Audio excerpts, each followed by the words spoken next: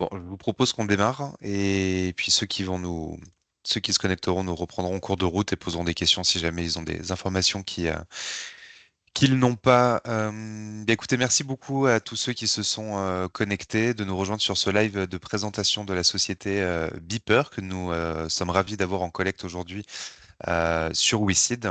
Donc pour rappel, Beeper cherche aujourd'hui un bridge de 500 000 euros en obligations convertibles sur une durée de 12 mois.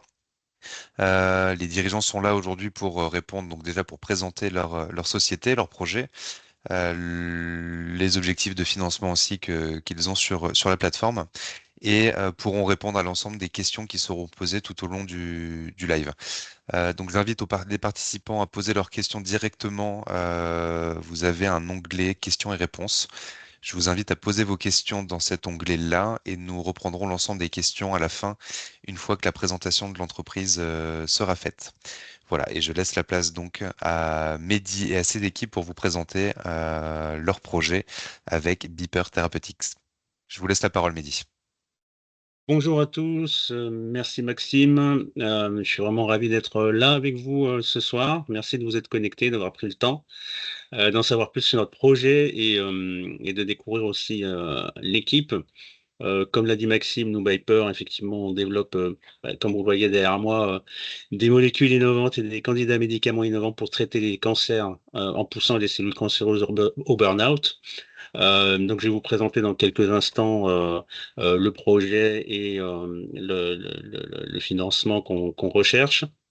Je vais me présenter très rapidement et puis je vais aussi laisser la parole à mes cofondateurs, Stéphane, Rachid et Cyril, qui sont ici présents. Alors bon, moi je suis entrepreneur dans le domaine de la biotech et donc je suis CEO, donc PDG et cofondateur de Viper Therapeutics avec donc Stéphane, Rachid et Cyril, qui sont à l'origine de l'invention et de la génération de ces molécules innovantes qui, on l'espère, vont pouvoir amener des solutions complètement nouvelles et traiter ces patients qui en ont aujourd'hui besoin. Donc, je vais laisser la parole à Stéphane d'abord, puis Rachid, puis Cyril, puis je reprendrai la main pour vous présenter un petit peu le projet et ravi de répondre à vos questions. Donc, je laisse la parole à Stéphane pour se présenter. À toi, Stéphane. Merci Mehdi. Donc bonjour à tous, merci d'être là ce soir. Donc je suis Stéphane Rocky, je suis directeur de recherche à l'Institut national de la santé et de la recherche médicale. Je suis aussi le président du conseil scientifique du Cancéropole PACA. Et à Nice, je dirige une équipe d'une vingtaine de personnes au Centre méditerranéen de médecine moléculaire. Donc c'est un centre qui est situé au niveau de l'hôpital Larcher, donc un centre translationnel. Euh, je- pour ma part, je travaille depuis 30 ans en oncologie et sur des mécanismes de résistance aux thérapies anticancéreuses. Et depuis une quinzaine d'années, mon équipe travaille en collaboration avec l'équipe de Rachid Benida et de Cyril Ronco, qui vont se présenter juste après, à l'Institut de chimie de Nice. Et on s'attache à découvrir et caractériser de nouvelles molécules anticancers. Comme vous l'a dit Mehdi, c'est d'ailleurs une découverte de nos laboratoires qui est à l'origine de la création de la start-up Beeper Therapeutics en 2021. Donc, je suis le cofondateur avec le CEO Mehdi, Rachid, Cyril et Guillaume. Et bien sûr, je reste à votre disposition pour toute question d'ordre biologique. Voilà. T'es en mute, Rachid. Oui, merci Stéphane, merci Mehdi. Bonsoir à tous. Merci beaucoup d'être là. Donc, on est vraiment ravis d'échanger avec vous. Comme le disaient Mehdi et Stéphane, donc Rachid Benida, je suis directeur de recherche au CNRS. Euh, à peu près une trentaine d'années dans la chimie des molécules bioactives. Je dirige une équipe à Nice. J'ai co-dirigé ce laboratoire à l'Institut de chimie de Nice pendant 2 mandats. Voilà, donc je collabore avec Stéphane depuis à peu près maintenant plus d'une dizaine d'années et nous sommes à l'origine de ce travail-là. Donc, on est avec Cyril sur la partie chimie, à l'Institut de chimie donc à Nice, et on travaille en étroite collaboration avec Stéphane, qui a aussi un volet clinique dont il a probablement pas parlé, mais donc, il est juste à côté de l'hôpital. Donc, on en profite aussi pour tout ce qui est échantillon de patients. Donc, on a vraiment une relation très, très forte avec les patients. Je serais ravi de répondre à vos questions. Et merci beaucoup. Bonjour à tous. Je vous remercie également de votre présence ce soir et d'avoir pris le temps d'écouter notre projet. Donc, je suis Cyril Ranco. Donc, moi, comme ça a été dit, je suis chimiste médicinal. Donc, je suis maître de conférence à Nice, à l'Institut de chimie de Nice, à l'Université Côte d'Azur. Et je travaille depuis une quinzaine d'années sur différents programmes de découverte et de développement de médicaments et principalement en oncologie. Et je suis cofondateur de Beeper Therapeutics avec le reste de l'équipe. Merci Stéphane, merci Rachid, merci Cyril. Super. Avant de rentrer dans les slides et pour mettre un petit peu de contexte, il y a deux informations. Une information principale aussi que je souhaitais partager avec vous, c'est que on organise un événement sur Paris pour les investisseurs qui sont en région Île-de-France le 23 septembre. Donc, on va ouvrir le lien d'inscription juste après le live. Donc n'hésitez pas à vous inscrire, ce sera encore une autre opportunité de pouvoir rencontrer une personne en personne sur un site autour d'un verre dont les modalités seront indiquées dans l'invitation qui seront dans la partie news de l'opportunité d'investissement WeSeed. Et donc, voilà, vous voyez bien qu'ici, c'est un projet qui met aussi en valeur la recherche académique française et toute la science qui peut être produite. Et donc, moi, j'ai une vingtaine d'années d'expérience dans l'industrie pharmaceutique à travers différentes entreprises, hein, plutôt sur l'angle business. Et depuis que je suis parti dans la partie entrepreneuriat, j'ai eu l'occasion de rencontrer l'équipe avant la création de Viper et de bien cerner le projet. On a bien ficelé cette création de société autour des premiers actifs et des premiers brevets qui avaient été déposés par l'équipe pour lancer vraiment la société qui prend le relais de toute cette innovation qui a été construite et initiée par l'équipe et leurs équipes au sein des laboratoires académiques dans le sud de la France. Alors, je vais partager avec vous mon écran. Je pense que vous le voyez. Vous me dites si vous ne le voyez pas. Donc voilà, on dit en intro, l'originalité, vraiment le message à retenir, c'est que on a une approche totalement innovante avec, c'est un mécanisme d'action très particulier et très innovant, pousser les cellules cancéreuses au burn-out pour traiter les patients atteints de cancer. Euh, donc aujourd'hui, en résumé, enfin très grosse estimation, on a à peu près la moitié des patients qui sont atteints de cancer qui ne répondent pas au traitement actuel. Alors, il y a différentes raisons pour lesquelles ils ne répondent pas et qui restent sans solution. Un, il y a la résistance aux chimiothérapies. Je pense que toute personne qui a été confrontée de près ou de loin connaît ce mécanisme. Donc, des patients qui commencent à répondre, puis après, une résistance s'installe et fait qu'il y a une rechute de ces patients suite aux chimiothérapies. Il y a des nouvelles solutions, les immunothérapies, c'est-à-dire armer le système immunitaire pour aller tuer, détruire les tumeurs. Ces approches-là, bah, il y a des patients qui répondent et c'est tant mieux, et on en est très content, mais malheureusement, il y a encore des patients qui ne répondent pas. Et puis, il y a des thérapies dites ciblées, c'est-à-dire qu'ils vont aller attaquer des marqueurs spécifiques des cellules cancéreuses. Mais l'inconvénient de ces thérapies, c'est que, comme leur nom l'indique, il y a beaucoup de patients qui restent non éligibles. Voilà. Donc, c'est un problème majeur, un problème majeur de santé publique. Alors, ça paraît évident pour les patients, bien évidemment, puisque ça a un impact direct sur la santé globale de la population. Parce qu'aujourd'hui, on parle d'investissement à impact. Ben là, on a des impacts très directs donc, sur la santé globale. Un impact sociétal énorme. En moyenne, c'est 3 soignants pour un malade. Et voire dans certains pays, ben, il faut qu'il y ait une personne dans l'entourage qui arrête de travailler. Donc, on est dans une perspective globale. En France, on a quand même ce qu'on appelle la sécurité sociale, qui est quelque chose qui est très avantageux, mais dans certains pays, l'impact sociétal ne s'étend pas qu'aux soignants, il s'étend aussi à l'entourage, souvent. Donc il y a vraiment un gros impact sociétal non négligeable et il y a un impact économique très important aussi, puisque aujourd'hui les payeurs, donc tout ce qui est mécanisme de remboursement, ont de plus en plus de mal à prendre en charge les traitements. Voilà, donc les États challengent les coûts des médicaments et les produits qui sont en développement aujourd'hui sont des thérapies très innovantes avec des modalités très intéressantes, mais qui ont un coût de production qui est parfois rédhibitoire ou des problématiques d'administration qui font que les patients doivent aller à l'hôpital, il faut trouver un hôpital à côté.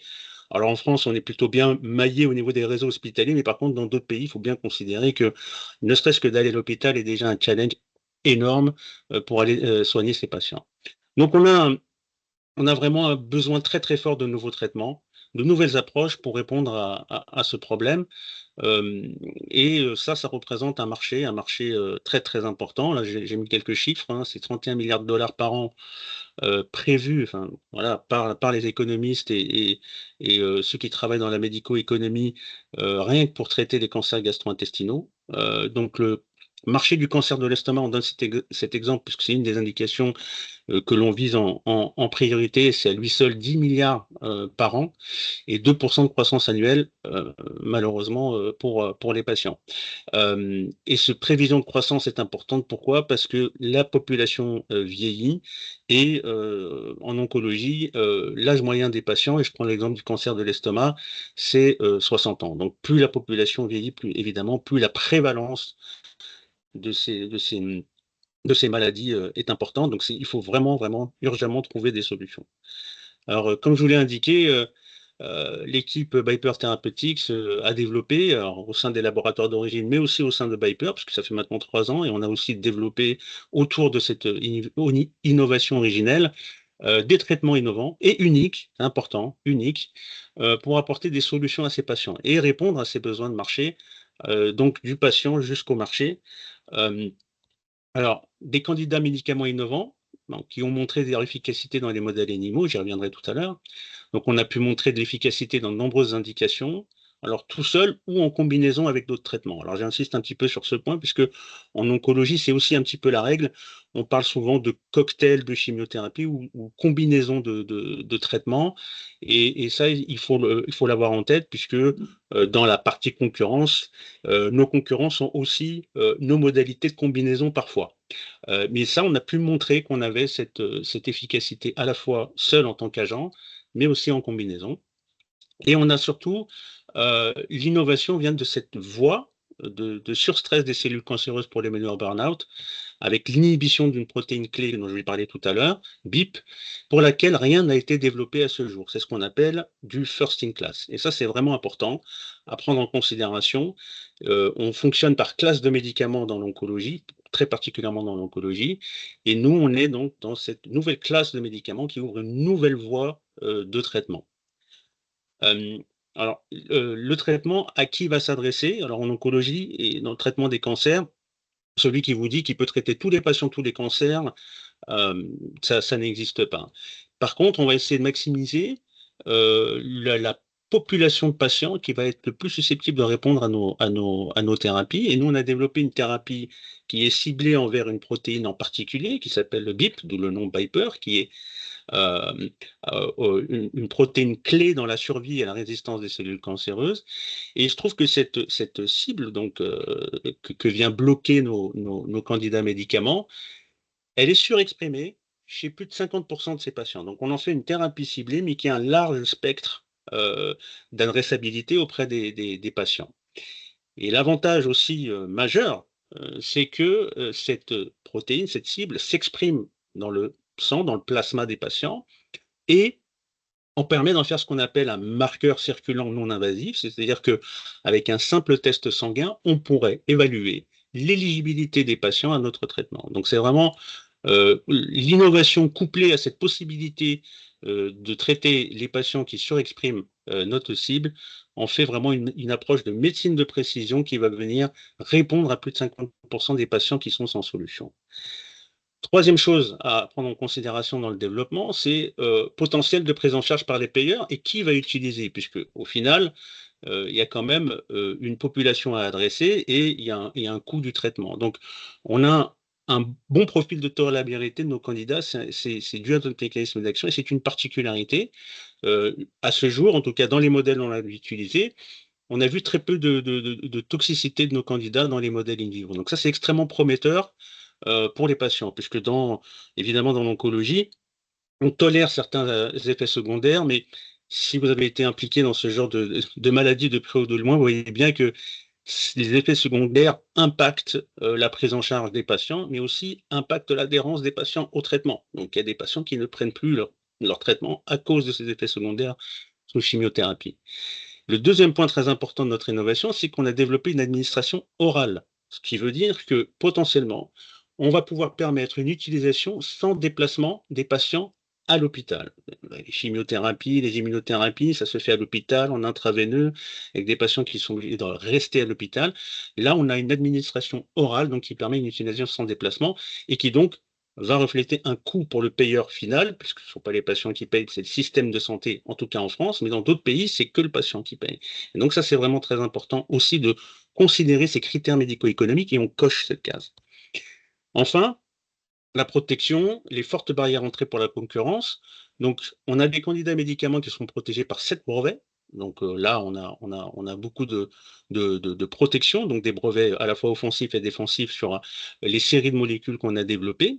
Et on a signé une licence exclusive mondiale avec l'INSERM, qui est le propriétaire initial des 3 premiers brevets.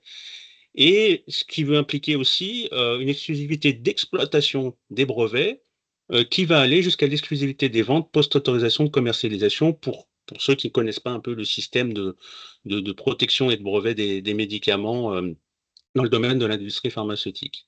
Et donc ça veut dire des ventes au niveau mondial avec une exclusivité garantie après l'autorisation de commercialisation. Donc on a une innovation développée à la fois pour répondre à un besoin très fort sur une approche totalement innovante qui va répondre concrètement aux besoins des patients sur tous les volets, qui va répondre aussi aux contraintes à la fois de financement et, on l'espère, d'utilisation large et très large en termes de population de patients. Donc, je vous donne juste une idée ici sur le cancer de l'estomac, indication que l'on vise à travers nos traitements.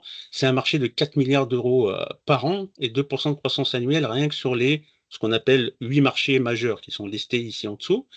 Si on ajoute la Chine et les pays émergents, c'est plus de 10 milliards par an, avec une forte croissance évidemment sur le cancer de l'estomac et les cancers gastro-intestinaux.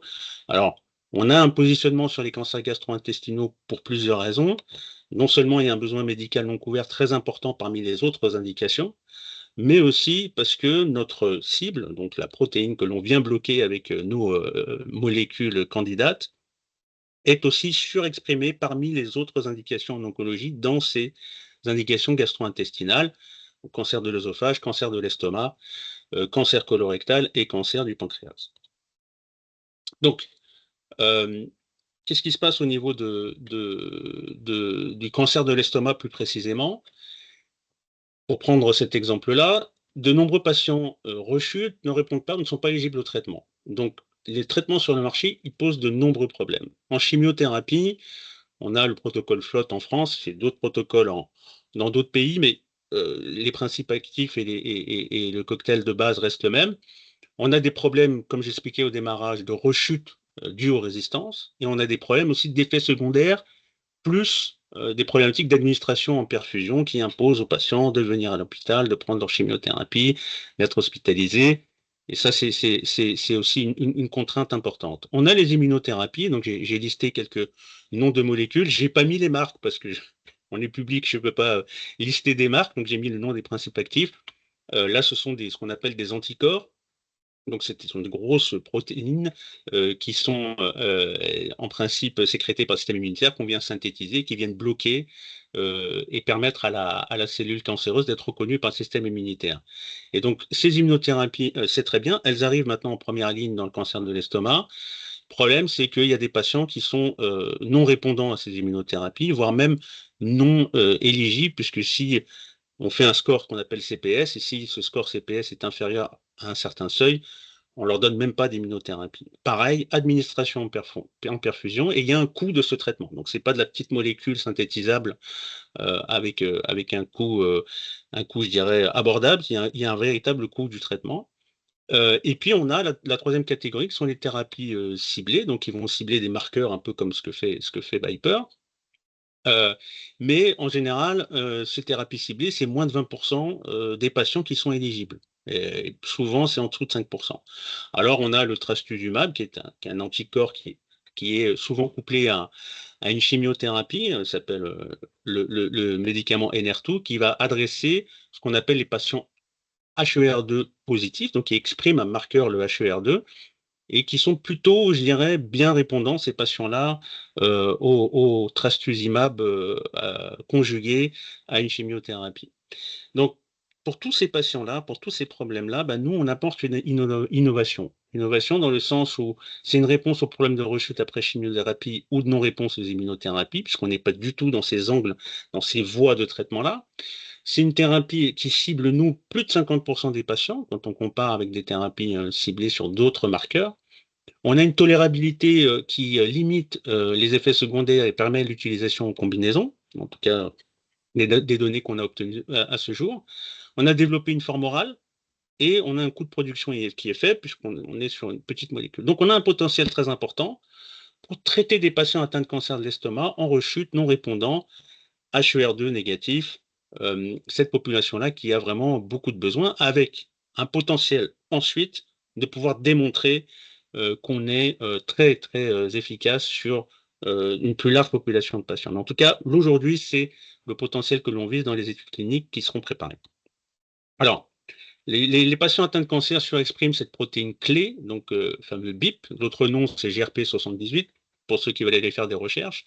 Et donc là, vous avez une comparaison entre l'expression de cette protéine dans les tissus sains et les tissus de patients. Donc à gauche, le tissu sain, vous voyez qu'il n'y a rien. Donc la protéine ici, le marquage de cette protéine est en marron.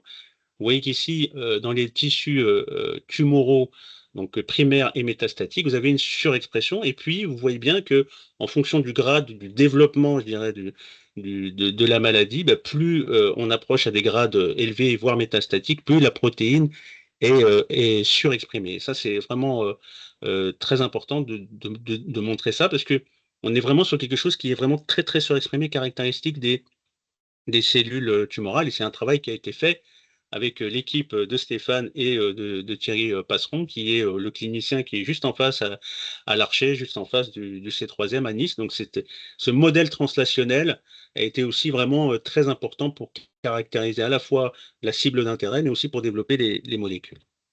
Alors, je vous donne une validation externe aussi de l'intérêt de cette cible, puisqu'il y a une très belle étude qui est sortie en 2020 dans d'autres types de cancers, le cancer de l'ovaire, avec un échantillon de 400 patientes, et ils ont essayé de mesurer le niveau de surexpression de cette cible dans les tumeurs. Et vous voyez ici qu'ils sont à 63% de surexpression de cette cible dans les tumeurs. En moyenne, à travers les différentes revues de littérature qu'on peut avoir, on est à plus de 50% des patients atteints de cancer qui surexpriment cette protéine. Donc, quelque chose qui viendrait bloquer l'activité de cette molécule a un intérêt majeur, et c'est ce que l'équipe a développé, puisque ici, le mécanisme d'action impliqué dans l'efficacité, comment ça marche en fait, pourquoi c'est tout simple. Cette protéine BIP est une protéine qui vient chaperonner ce qu'on appelle des effecteurs d'un stress cellulaire. Donc, vous voyez ici les trois petites boules rouges, jaunes et vertes qui sont contrôlées par BIP. Et donc ça, ce contrôle de ce stress par BIP permet de garder dans les cellules cancéreuses un très haut niveau de stress, un niveau de stress chronique. Et c'est ce niveau de stress chronique qui permet aux cellules tumorales, et uniquement aux cellules tumorales, de survivre et de résister. Ce que nous venons faire avec nos molécules innovantes, finalement, c'est de bloquer cette protéine bleue qui s'appelle BIP ici, de manière à ce qu'elle se détache complètement de ces trois effecteurs du stress et qu'elle induise un stress tellement fort que la tumeur, que les cellules tumorales ne peuvent pas y survivre, et entraîne ce qu'on appelle un stress non résolu, et qui entraîne la mort des cellules tumorales. Et donc ça, c'est ce que l'équipe a pu démontrer grâce aux molécules qui ont été développées dans un très beau papier qui est accessible sur notre site internet. Vous allez voir, vous allez sur notre site internet, il y a tous les papiers relatifs à ça, et ça a été publié dans une revue majeure, Cancer Cell, en 2016.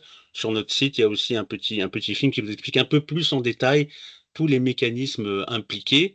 Mais il faut vraiment comprendre ici qu'on est sur une approche complètement nouvelle, puisque les approches à ce jour consistaient à essayer de réduire la cellule tumorale en disant, bon, voilà, va plus lentement, tu vas trop vite. Là, au contraire, on lui dit, tu y vas, vas-y, allez, va à un niveau de stress tel que tu peux pas y survivre. Et donc, souvent, on aime bien donner l'image de, c'est comme si on était quelqu'un qui était vraiment au burn-out, au bord du burn-out, qui travaille beaucoup, qui dort pas, qui est en suractivité et à qui on vient donner 3 dossiers supplémentaires et là, qui craque. Et ben, c'est exactement ça, notre mécanisme d'action sur la tumeur. Quelqu'un qui n'est pas au bord du burn-out et qui peut tout à fait prendre 3 dossiers, va pouvoir gérer. Et c'est ce qui se passe dans les cellules non cancéreuses. Donc on est vraiment très sélectif sur les cellules tumorales et qui fait que notre innovation va amener de l'efficacité en termes de destruction des tumeurs, mais aussi un très beau profil de tolérabilité. Voilà. Donc, on a pu montrer, bah, ça je vous donne un exemple des données qu'on a pu récolter et avoir à travers nos différentes expérimentations. Alors ici, il faut lire le graphe de la manière suivante. Les souris non traitées, c'est en noir, c'est-à-dire qu'on prend des souris, on les greffe avec des tumeurs, et puis on prend un groupe de souris qui sont non traitées et un groupe de souris traitées. Et donc, on laisse évoluer les souris non traitées, on regarde le volume des tumeurs chez ces souris.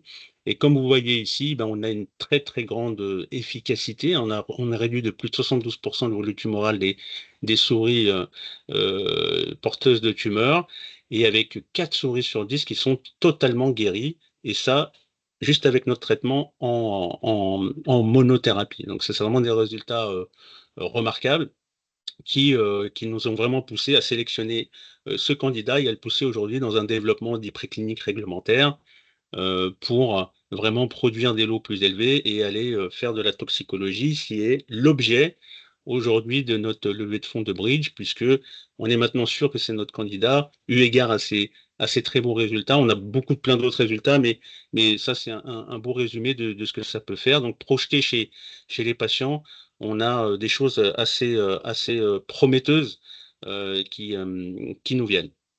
Alors, justement, parlons-en. Projeté chez les patients, la question légitime qui vient derrière, c'est pour qui, comment, dans quelle ligne, etc. Donc, on fait un petit résumé. Alors, je ne sais pas s'il y a des spécialistes et des cliniciens, ils vont peut-être me dire, j'ai essayé de faire quelque chose de très synthétique pour situer où est-ce que notre traitement va pouvoir aller dans la prise en charge du patient. C'est important parce que ça permet de situer un petit peu quel est le potentiel derrière. Donc ici, si on se focalise sur le cancer de l'estomac, il y a en gros 3 lignes de traitement. Une première ligne avec de la chimiothérapie ou d'immunothérapie, ou alors pour ceux qui sont, comme je le disais en introduction, HER2 positifs, on a du trastuzumab. Donc si on s'adresse au HER2 négatif, donc non éligible au trastuzumab en anticorps conjugués, HER2 négatif, eh ben, il n'y a pas grand-chose. Et puis on est rapidement dans la deuxième ligne, c'est-à-dire qu'on va essayer une immunothérapie si la première chimiothérapie n'a pas marché, et on va essayer de combiner les traitements. Et puis pour ceux qui ne répondent pas du tout, on arrive en troisième ligne avec des thérapies ciblées pour voir si ça fonctionne. Où est-ce que nous, on positionnerait notre traitement eu égard à ces très bons résultats? Eh ben, on a un positionnement clinique pour traiter les patients HER2 négatifs en priorité, qui sont en rechute, c'est-à-dire qu'en troisième ligne, vraiment là, qui ont rechuté suite à une première ligne, mais qui ne répondent pas aux deuxièmes lignes, et ou en combinaison en deuxième ligne, puisque là, on pourrait être tout de suite en deuxième ligne de traitement dès les premières études cliniques. Mais l'idée derrière tout ça, et les résultats in vivo qu'on a obtenus, nous permettent d'envisager très sérieusement une extension post-autorisation de mise sur le marché aux patients qui sont HER2 négatifs et HER2 positifs en première ligne, en combinaison ou en seconde ligne en monothérapie. Donc, et ça les données qu'on va générer en premier positionnement sur l'étude clinique vont nous permettre d'avoir plus de certitude sur ce positionnement. Donc, on a un potentiel qui est très important pour traiter des populations de patients, pas que ceux qui ne répondent pas du tout, mais bien au contraire, l'objectif est d'essayer de monter dans les lignes de traitement. Donc, Cette innovation, elle a été récompensée par de nombreux prix et distinctions. Donc, on a été lauréat du concours iLab, on a gagné des concours de pitch, on a été nominé au Galien USA catégorie Best Startup. On a été lauréat du concours Les Challenges et 100 startups dans lesquelles investir.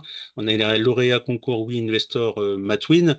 Donc, je dirais que tout ça a été une très très belle validation à la fois de notre innovation, de notre plan de développement, de notre positionnement médico-économique. Enfin, tout ça, c'est des vrais tampons. Mais on a aussi eu, avant la création de Viper et grâce au travail de Rachid, Cyril et Stéphane en amont, des très, très, très belles récompenses prestigieuses. Lauréat de l'INCA, dans un programme de recherche translationnelle, qui a financé pas mal de data avant la création de Viper. Grand prix de l'Académie de médecine, et puis lauréat du Sanofi Innovation Award Europe en 2018. Donc tout ça valide vraiment toute cette innovation, et on en est extrêmement fiers de tous ces labels. Donc l'équipe s'est présentée, donc toutes ces slides, évidemment, elles sont disponibles d'ores et déjà dans la partie Viper Business Plan sur la fiche WeSeed dans les détails. Donc il faut être inscrit en tant que WeSeeder et vous aurez accès à ces slides. Donc je vous laisserai un petit peu regarder un peu plus le profil. J'insiste sur une équipe soudée et reconnue et expérimentée dans les différentes activités, à la fois de recherche, de développement aussi, parce que l'équipe de Rachid, Cyril et Stéphane ont aussi cette connexion avec le développement pharmaceutique, qui est un vrai plus dans le projet. Et puis, combiné aussi avec la présence de Guillaume Vétergenou, représentant WeSeed, au passage, je remercie, puisque WeSeed a été un de nos premiers investisseurs en equity en 2022. Et Guillaume représente WeSeed. Il est aussi directeur de l'incubateur Quest for Health, qui nous accompagne et qui est d'un très fort soutien dans le développement. Et puis combiné avec mon expérience et mon expertise sur le développement pharmaceutique en général et sur la partie business et création de société. Donc on a aussi une équipe opérationnelle qui nous accompagne et qui tous les jours travaille d'arrache-pied, et je tiens à les remercier et à leur rendre un grand hommage aussi, parce que sans elles et eux, on pourrait pas faire grand-chose. Donc, que ce soit Fanny, Nedra, Alban, au day-to-day qui travaillent. On a des contrats de collaboration avec l'Institut de chimie de Nice et le C3M, pour que ces personnes puissent bénéficier des locaux, des équipements pour réaliser tout le programme de développement préclinique. Et donc ça, c'était un facteur clé de succès. Donc à la fois l'équipe, mais aussi l'accès aux équipements et aux technologies de pointe des différents centres. On a aussi un CSO qui a été impliqué dès le départ dans l'innovation avec l'équipe aussi, Michael Cerezo. Et on a un Chief Medical Officer, donc Samson Funk, qui est expérimenté dans le développement clinique, qui nous a rédigé le synopsis aujourd'hui, donc le protocole. Donc on sait clairement où on va d'un point de vue développement clinique, et puis on s'est aussi entouré d'un Chief Financial Officer, acting, Stéphane Millot, qui aussi nous accompagne au day-to-day avec son équipe, Vanessa et Marilyn, qui nous aide beaucoup à structurer financièrement, à aborder les choses et à bien préparer la levée de fonds, qui est aussi un vrai sujet sur lequel je reviendrai avec tous les besoins financiers et les projections qui sont un élément clé dans le développement d'une startup biotech. Donc, on est entouré aussi par des cliniciens leaders d'opinion et des scientifiques internationaux qui ont vraiment participé de manière très contributive au développement de nos solutions. Donc, je vais citer en premier Thierry Passeron, puisqu'il a travaillé de concert avec Stéphane, Rachid et Cyril, et qui connaît bien le programme et qui a été vraiment le premier supporter de ce programme. Il y a des choses qui ont été faites, comme ce que vous avez vu tout à l'heure sur les échantillons de patients et le marquage des protéines. Ça a été fait grâce aux échantillons de patients qu'on a pu obtenir avec la collaboration de Thierry Passeron. On a des gastro-oncologues, donc professeur Christophe Borg au CHU de Besançon. On a le professeur Évêque qui est gastro-oncologue au centre Lacassagne de Nice, donc tous les deux spécialisés des cancers gastro-intestinaux. Et on a Serge Rohr qui est chirurgien oncologue. Donc ça, c'est très bien aussi d'avoir la perspective d'un chirurgien oncologue parce que ce sont les premiers qui reçoivent ces types de patients en gastro-oncologie, puisque les patients passent d'abord par une phase de résectomie de l'organe en question quand il s'agit de cancer de l'estomac notamment.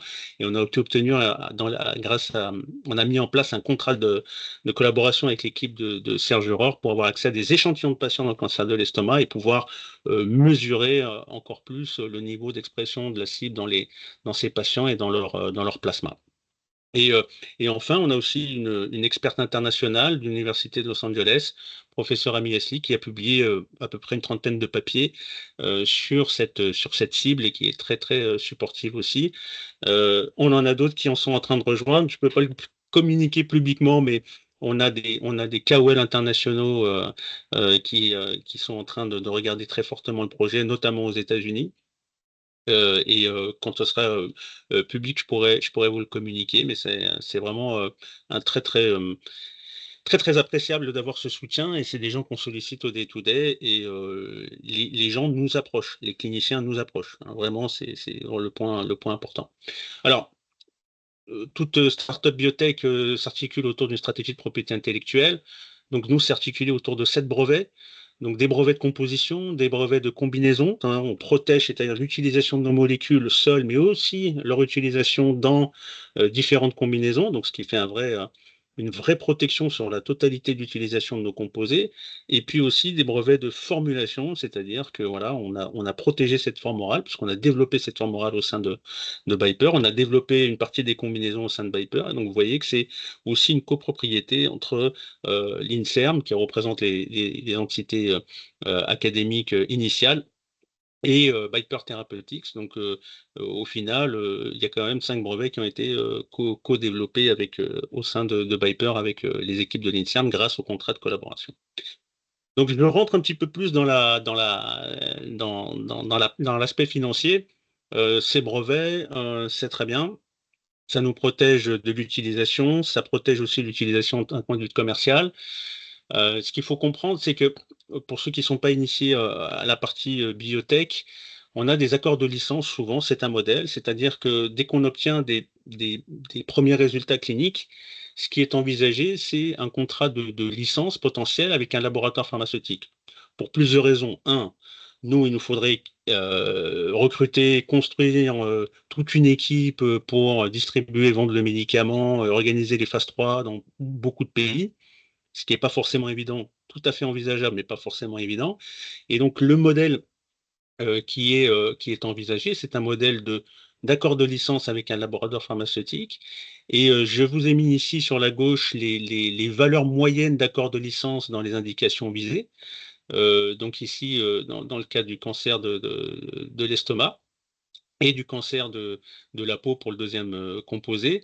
Donc vous voyez qu'on est autour des 400 millions d'euros au total, avec un upfront, c'est-à-dire un montant à la signature de l'accord, qui va être entre 35 et 40 millions d'euros d'après les moyennes qu'on a pu obtenir à travers des bases de données fiables et solides. J'ai mis la source en bas à gauche. Et donc, les paiements, comment ça se passe, ces accords de licence? Et ben, le client, c'est un laboratoire pharmaceutique. Donc, on lui donne le droit d'exploiter les molécules et de les commercialiser avec l'exclusivité. La signature se fait en général sur des résultats positifs de tolérabilité et d'efficacité, donc la phase 1, 2A. Donc ça, on le fera apparaître sur le schéma que je vous présenterai à la fin. Et puis ensuite, on a des paiements à jalons à chaque fois qu'on franchit une étape. Donc les étapes en études cliniques, c'est les phases 2B et les phases 3, plus les royalties sur les ventes. Donc tout ça entre dans la valorisation des accords de licence pour le montant de 400 millions d'euros, sans compter les pourcentages ensuite sur les ventes. Donc, dans la construction d'un petit peu de notre business plan aussi, d'un point de vue financier, on a pris ces hypothèses, en tout cas ces moyennes, pour avoir 2 accords de licence envisagés, hein, donc pour le premier candidat, donc BPR 001615, avec une hypothèse très conservatrice, puisqu'on est parti sur une signature d'accord à 25 millions d'euros en montant upfront et 30 millions d'euros pour le deuxième. Et puis des jalons qui viennent un petit peu compenser la moyenne, puisqu'on va se dire qu'une fois qu'on a pu montrer qu'il y avait une solidité et de l'efficacité, on retrouve sur des valeurs moyennes qui avaient été déterminées dans les deals précédents. Et donc, dans notre plan de financement, vous voyez qu'ici, on est sur un modèle biotech, donc c'est ce qu'on appelle du cash burn, financé par des levées de fonds jusqu'à la génération des premiers revenus, qui, pour nous, et encore une fois, hypothèse conservative, 25 millions d'euros de chiffre d'affaires à horizon 2028. Et pour arriver à jusque-là, on a un financement par levée de fonds successive. Et donc, ce qui est visé aujourd'hui, c'est une levée de fonds de 30 millions d'euros en 2024. Et donc, inclus aussi dans l'exercice ces emprunts et avances. Donc, on a fait stipuler les 800 000 euros. Donc, j'ai mis ici OC WICID. Vous allez me dire, oui, mais ce qui est recherché, c'est 500 000. Mais justement, c'est 500 000. Et on a un accord avec la BPI pour avoir un prêt d'amorçage de 300 000 euros concomitant à la validation des 500 000. Donc, ce qui fait en fait un total de 800 000. Donc, je reviendrai un petit peu plus sur le détail sur la mécanique de 2024, mais ce qu'il faut retenir ici, c'est que même si le résultat net vous paraît complètement négatif, ce qu'il faut regarder, c'est le solde de trésorerie. Et on a construit un business plan qui fait en sorte que le solde de trésorerie, évidemment, soit toujours bien positif et qui nous amène justement vers cette génération de chiffre d'affaires et de financement. Donc, pour résumer, un petit peu le pourquoi du comment et quel est l'intérêt d'avoir ce bridge qui soit financé, c'est tout simplement de nous permettre d'avancer sur nos programmes pour vraiment aller créer de la valeur en attendant le closing de cette série A et développer nos candidats, faire de la preuve de concept d'études cliniques pour montrer que ça fonctionne, pour montrer que c'est tolérable dans un premier temps, ensuite que ça fonctionne, des preuves d'efficacité, et aller chercher un accord commercial selon les hypothèses que j'ai déclinées tout à l'heure. Donc vraiment, ce bridge est vraiment très important pour nous, le temps de clôturer cette série A. Alors on n'est pas uniquement sur le bridge, hein, c'est aussi l'objet des échanges aujourd'hui. On a je dirais des signaux très forts et très positifs de la part de nombreux investisseurs avec lesquels nous sommes en discussion très avancée pour clôturer cette série A. L'objectif reste de clôturer cette série A en fin d'année, voire même début d'année 2025. On fait beaucoup d'efforts aussi pour aller contacter ces investisseurs. Il y a des participations à des salons, il y a du day-to-day, je dirais, discussion autour de ça pour faire en sorte que cette série A se clôture. Mais comme je répondais à certains WeSeeders dans la partie commentaires et Q&A de WeSeed, il faut quand même syndiquer plusieurs investisseurs pour ces montants, il faut aligner tout le monde, et le temps que tout ça se clôture, ça va prendre du temps. Et en attendant, il faut qu'on fasse avancer nos programmes, il faut qu'on fasse avancer la science, je dirais. Notre innovation mérite vraiment d'arriver jusqu'au premier patient. On est vraiment très impatient parce que on a vraiment un gros potentiel. Et les OC WeSeed viendraient vraiment à un moment extrêmement opportun pour le développement de la société en attendant le closing de cette série A et préparer l'étude clinique. Donc, les OC WeSeed viennent vraiment finir le package de toxicologie réglementaire. C'est-à-dire qu'on va prendre nos molécules, on va les tester sur 3 espèces d'animaux à différentes doses pour déterminer à partir de quel moment on a de la toxicité. Ça doit aller dans le dossier réglementaire de demande d'autorisation d'études cliniques. Et pour ça, on a besoin de ces 800 000 euros, puisque ça doit être fait par des sociétés qui sont très spécialisées, accréditées, pour faire ce type d'études. Donc voilà, ça, c'est vraiment ce que ça vient financer. Et c'est un moment critique. Et ce qu'on propose aussi avec une prise de risque importante, mais aussi avec un intérêt qui correspond par rapport à ce qui peut se faire sur d'autres investissements.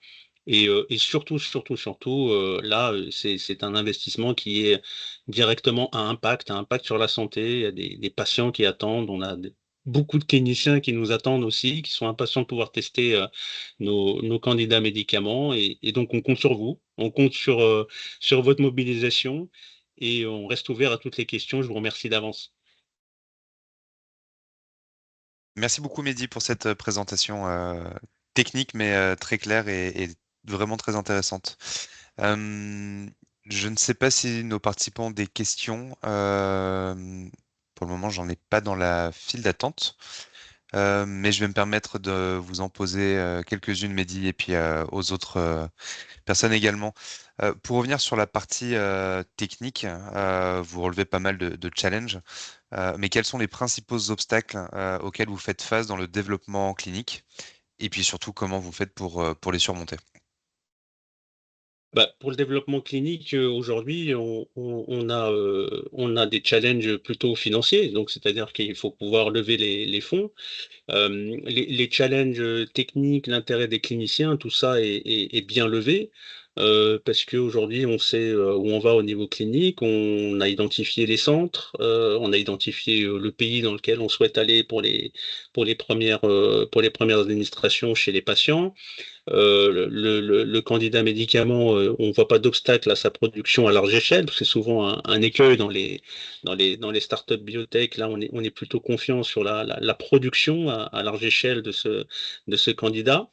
Je dirais que le principal challenge, c'est de pouvoir financer cette étude clinique, d'où l'importance d'avoir ce bridge qui nous permette de financer les études de toxicologie qui vont venir rassurer les investisseurs pour vraiment accélérer sur le closing de cette série A. Voilà.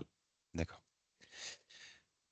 Alors, on a plusieurs questions sur les essais cliniques. Je vais essayer de les Oui, regrouper en une, mais oui, aujourd'hui, vous l'avez mis dans la chronologie, je crois, votre dernière oui, frise oui. que vous avez présentée. Mm. Est-ce que vous pouvez nous en dire un petit peu plus dans le processus de soumission des dossiers pour débuter les essais cliniques et surtout nous donner un horizon sur les essais Oui, cliniques sur des patients? oui, bien sûr. Alors, le processus, il est le suivant. Aujourd'hui, on prévoit, alors, on a terminé ce qu'on appelle un briefing book qui a été envoyé aux autorités de santé européennes, en tout cas dans le pays dans lequel on vise les études, qui vise à une consultation scientifique, hein. Ça, c'est une étape importante qui va avoir lieu mi-novembre. Donc ça, on attend juste le retour des dates, mais il y a une date qui est fixée à mi-novembre pour consulter les autorités réglementaires. Donc elles vont nous donner un premier avis sur notre dossier préliminaire. Suite à cet avis, et en parallèle, on va continuer à compléter le dossier avec les données, si on arrive à bien clôturer vraiment le plus rapidement possible ce bridge, financer les études de toxicologie réglementaire qui vont venir compléter les éléments manquants de ce dossier au plus vite. Et donc, on prévoit de réaliser ces études dès la clôture du financement WICID, associé avec le prêt d'amorçage, ce qui nous amène à février pour la fin de ces études de toxicologie réglementaire et une soumission de ce qu'on appelle la demande d'autorisation d'études cliniques au mois de mars comme cible pour déposer ce qu'on appelle le CTA, donc Clinical Trial Application, auprès de l'autorité européenne. Voilà, donc ça c'est pour la partie timing, quand est-ce qu'on pourra démarrer l'étude clinique. Donc quand on soumettra en mars, il y a un petit délai pour qu'il nous donne l'approval. On devra resoumettre quelques documents en local, là où on prévoit de faire les études cliniques. Et puis, après, on aura la mise en place de l'étude. Ça dure 1 ou 2 mois, qualifier les centres, mettre en place le questionnaire patient sur tous les sites, s'assurer que tout est bon, que le produit est disponible. Et les premiers patients, on l'espère, à partir d'avril-mai de l'année prochaine. Voilà. D'accord. Euh, Aujourd'hui, on a un marché du traitement des cancers qui est très concurrentiel. Ouais. Euh, Comment vous positionnez vos molécules par rapport aux alternatives qui existent déjà aujourd'hui sur le marché? Et ce qui peut peut-être intéresser nos investisseurs également, c'est en termes de coût, d'efficacité, de tolérance. Ça, ce sont des éléments que vous avez déjà abordés, Ouais. mais peut-être surtout en termes de coût aujourd'hui. Très clairement, nous, en termes de coût, le coût de production de nos molécules, il est faible, voire très faible, extrêmement faible. Bon, après, le prix, c'est encore une autre discussion, parce que ça, le prix, il est négocié en fonction de chaque pays et chaque autorité. Chaque pays a sa politique. Mais très clairement, on va se situer dans des gammes de coûts très faibles, de prix complètement accessibles aux payeurs. Donc, je parle de payeurs, je préfère pas parler de patients, parce que en fonction des pays, on n'a pas toujours les mêmes politiques de remboursement, mais très clairement, on est vraiment sur quelque chose qui va venir amener des éléments différenciants par rapport à la concurrence. Donc les autres aspects, j'en ai un petit peu parlé. Mais nous, on se situe surtout d'abord en première approche au niveau des études cliniques pour parler de la concurrence sur des patients qui sont en rechute ou non répondant à ces thérapies existantes, hein. Donc vraiment, c'est ça l'objectif primaire. Ensuite, on va pouvoir remonter dans les lignes et si on arrive à prouver qu'on est au moins aussi efficace et bien plus tolérable que les molécules qui sont sur le marché en première ligne, pourquoi pas les remplacer? Mais il faut d'abord avoir un objectif clair, mesurable et atteignable.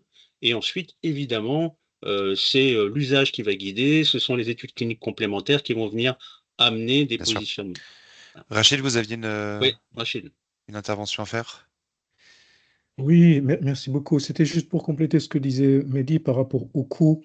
Alors bon, c'est ce qu'il a dit, hein, on est sur la petite molécule. Donc si on se compare aux thérapies, on va dire cellulaires et des choses comme ça, les anticorps, c'est des coûts qui n'ont rien à voir. Deuxièmement, il y a tout un travail d'optimisation de chimie pour minimiser le nombre d'étapes et tout ça qui ont été déjà vraiment bien travaillés. Donc le coût, généralement, il doit être vraiment très, très, très faible. Voilà, c'était plutôt dans ce sens-là, c'était juste par rapport au coût. Merci Rachid. On a une question sur le financement justement de WICID. Donc pour rappel, le financement va se faire sur 12 mois à 12%. On a des questions sur la sortie aujourd'hui, puisque on l'a vu, votre chiffre d'affaires va être normalement commencé en 2028 sur des prévisions Hum, hum. conservatrices, mais le remboursement va se faire en 2025. Oui, Comment cette sortie va être envisagée? Quels sont voilà, les éléments qui vont oui. permettre à nos investisseurs d'être remboursés d'ici 12 mois? Bah, nous, très clairement, c'est un bridge qui est inclus dans la thèse d'investissement sur les 30 millions de levée de fonds. Donc, c'est la levée de fonds de 30 millions avec un minimum de 10 millions, je tiens à le préciser. Donc, en général, on fait une levée de 30 millions, mais ce qui est souvent discuté, c'est qu'il y a une première tranche à 10 millions, puis le reste suivi. Donc, le remboursement des OC, donc la sortie pour les investisseurs, c'est évidemment la levée de fonds et nous on inclut dans la thèse d'investissement auprès des investisseurs cette sortie pour les WISIDers, ce qui n'est pas vraiment une sortie puisqu'ils ne sont pas actionnaires directs, ils ont des obligations convertibles, c'est plutôt le remboursement de ces OC dès la levée de fonds. Très bien. Et j'ai une dernière question. Est-ce qu'aujourd'hui vous êtes déjà en discussion avec des fonds institutionnels pour cette levée de fonds et quels sont les retours que vous avez sur cette levée? Alors, je dirais que des discussions avec des fonds, à la fois institutionnels, spécialisés santé, c'est du constant et permanent depuis presque maintenant 3 ans. Donc, elles sont bonnes. On a des fonds qui sont en analyse de due diligence, donc analyse de ce qu'on appelle la data room, donc qui vraiment qui regarde le dossier dans sa profondeur. Euh, on a des fonds qui ont déjà étudié le dossier, qui vont suivre si effectivement il y en a un qui arrive à s'engager là vraiment définitivement. Donc on a tout un panel, je dirais, d'intérêts de plusieurs fonds internationaux, nationaux, qui ont soit étudié le dossier, qui sont partants et qui attendent justement que tout ça se syndique, soit qui ont étudié le dossier aussi et qui attendent un petit peu les résultats des toxicologies réglementaires, parce que ça, c'est un des risques aussi pour les investisseurs. D'où l'intérêt, vraiment, j'insiste encore une fois, de pouvoir financer ces études de toxicologie réglementaire, puisque ça va venir amener un des risques auprès de l'investisseur et de se dire, bon, bah, c'est bon, le produit est safe, hein, si je peux appeler, et amène de la sécurité en termes de safety, hein, de tolérance. Et donc, ils vont se dire, il y a de fortes chances pour que le dossier auprès des autorités réglementaires passe et que l'étude clinique de phase 1 passe. Et donc ça, c'est vraiment ces fonds-là qu'on va aussi pouvoir aller chercher grâce au financement Bridge avec ces données-là. Il y a des fonds qui m'ont dit très clairement, eh ben, il faut que tu m'amènes les données de GLP Tox, hein, la toxicologie réglementaire au standard clinique quasiment, pour que je puisse activer moi mon intérêt Et et poursuivre la envoyer levée de fonds, oui, ouais, exactement. bien sûr. Je crois Merci qu'il y a une beaucoup, Mehdi. question. Je crois qu'il y a une question dans le chat. Comment la sortie de M. Gérald Oui, Gérard ça a été Love, répondu déjà, oui, ah, justement, pardon, avec cette, excuse-moi. voilà, la levée de fonds donc qui sera en cours post-bridge. Voilà. Mm. Ok. Oui. Ok. Écoutez, j'ai plus de questions de mon côté. Mehdi, un grand merci pour la présentation et un grand merci à l'ensemble des équipes Hyper Therapeutics. Merci à l'ensemble des participants qui se sont connectés ce soir. Cette présentation va être en rediffusion également sur la chaîne YouTube de WeSeed. Donc pour ceux qui vont regarder cette vidéo, n'hésitez pas également à venir poser vos questions en commentaire directement sur weseed.com. Et puis l'équipe de WeSeed reste évidemment à votre disposition également pour vous répondre à l'ensemble des questions. Je vois qu'il y a encore des gens qui écrivent sur le chat. J'attends juste quelques minutes pour voir s'il y a une dernière question, mais En non, tout cas, en attendant qu'il y ait des questions, je vais quand même vraiment vous remercier tous. C'est important. Merci pour votre soutien dans ce combat. On est dans un combat contre une maladie on voudrait vraiment arriver à amener ces solutions et à être en première ligne sur ce combat grâce à vous et grâce au WeSeed. Merci encore. Merci beaucoup à et on tous. sera à vos côtés, Mehdi. Merci beaucoup. Merci. Très bonne Merci soirée à à tous. tous. Merci à Au tous. revoir. Bonne soirée. Merci à tous. Merci à Bonne tous. soirée. Au revoir.